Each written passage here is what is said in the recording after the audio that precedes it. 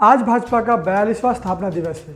यूँ तो भाजपा यानी भारतीय जनता पार्टी की स्थापना 6 अप्रैल 1980 को हुई, लेकिन देश में पूर्ण बहुमत सरकार बनाने में उसको काफ़ी समय लगा।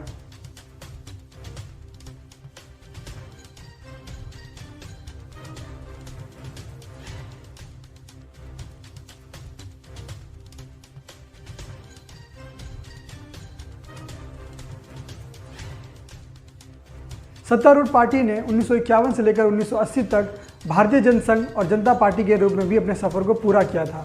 भगवा पार्टी ने अपनी इस यात्रा में कई उतार चढ़ाव देखे हैं। 2 सीटों वाली पार्टी 2014 और 2019 में प्रचंड बहुमत के साथ अपनी सरकार बनाने में सफल रही। इसके अलावा कांग्रेस मुक्त भारत का नारा देते हुए कई राज्यों में भी सरकार बनाने में सफल रही। नरेंद्र मोदी की करिश्माई नेतृत्व से पहले भाजपा अटल बिहारी वाजपेयी के नेतृत्व में केंद्र सरकार में बनाने में सफल रही थी। हालांकि उन्होंने गठबंधन की सरकार चलाई। हालांकि उनका मानना था कि एक दिन उनकी पार्टी अपने दम पर देश की सत्ता में आएगी और कांग्रेस का नाम लेने वाला भी कोई भी नहीं रहेगा। वाजपेयी अक्सर अपने भाषणों और इंटरव्यू में इस बात का जिक्र किया करते थे। आइए जानते हैं भाजपा के सफ़र की 10 बड़ी बातें। पहली, जनता पार्टी से अलग होकर 6 अप्रैल 1980 को बीजेपी की स्थापना की गई थी।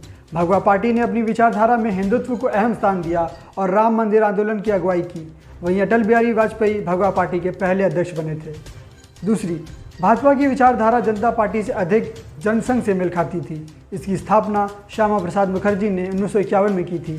इसका चुनाव चिन्ह दीपक छाप था। तीसरी, भाजपा के इस ऐतिहासिक सफर में नेताओं की कई जोड़ियों ने अहम भूमिका निभाई है। जनसंघ काल में डॉक्टर श्यामा प्रसाद मुखर्जी और पंडित दीनदयाल उपाध्याय की जोड़ी ने संगठन के लिए खूब पसीना बहाया। इसके बाद बीजेपी के शुरुआती दिनों में अटल बिहारी वाजपेयी और लाल कृष्ण आडवाणी की जोड़ी सदैव सुर्खियों में रहती थी। आज के इस दौर में नरेंद्र मोदी और अमित शाह की जोड़ी सुपरहिट मानी जाती है। चौथी, बीजेपी को अपने पहले चुनाव यानी 1984 में कुछ खास सफलता नहीं मिली थी। इस चुनाव में सिर्फ 2 सांसद चुनाव जीत सके थे। लाल कृष्ण आडवाणी ने सोमनाथ से लेकर अयोध्या तक रथ यात्रा की। आडवाणी ने मंडल की राजनीति की काट में हिंदुत्व को खूब धार दिया। इस यात्रा से बीजेपी की छवि हिंदुत्व वाली बन गई। पार्टी भी लगातार डंके की चोट पर इसका दावा करती रही। बीजेपी लगातार अपने घोषणा पत्र में राम मंदिर निर्माण का संकल्प लेती थी। आडवाणी की रथ यात्रा का लाभ बीजेपी को मिला। 1979 के लोकसभा चुनाव में भगवा पार्टी 2 से 79 सीटों तक पहुंचने में सफल रही। छठी, देश में लाल कृष्ण आडवाणी की अगुवाई में राम मंदिर आंदोलन तेज हो चुका था। 6 दिसंबर 1992 अयोध्या में बाबरी मस्जिद ढांचा गिरा दिया गया, जहां सुप्रीम कोर्ट के आदेश पर राम मंदिर का निर्माण हो रहा है। हालांकि बीजेपी को इस घटना का खामियाजा भी भुगतना पड़ा। बीजेपी की 3 राज्यों की सरकार को बर्खास्त कर दिया गया था। 7वीं, 1996 के लोकसभा चुनाव में बीजेपी सबसे बड़ी पार्टी बनी। अटल बिहारी वाजपेयी की अगुवाई में केंद्र में सरकार तो बनी, लेकिन सिर्फ 13 दिनों में गिर भी गई। 1998 में बीजेपी ने फिर सरकार बनाई, जो कि सिर्फ 13 महीने तक चल सकी।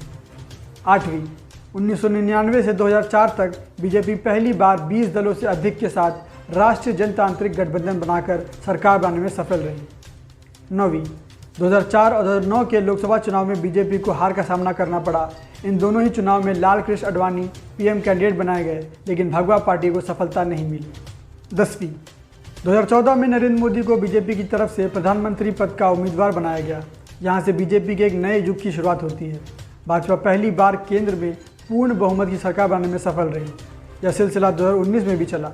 दोनों ही दफ़ा नरेंद्र मोदी प्रधानमंत्री बने। अब आज की बात करें तो 42 साल बाद पार्टी केंद्र के अलावा 20 से अधिक राज्यों में सत्ता में है और पार्टी के नेता कहते हैं कि अभी इसका विस्तार होना बाकी है। पिछले 8 सालों में नरेंद्र मोदी अमित शाह की जोड़ी ने भारतीय जनता पार्टी को शिखर पर पहुंचा दिया है। धन्यवाद।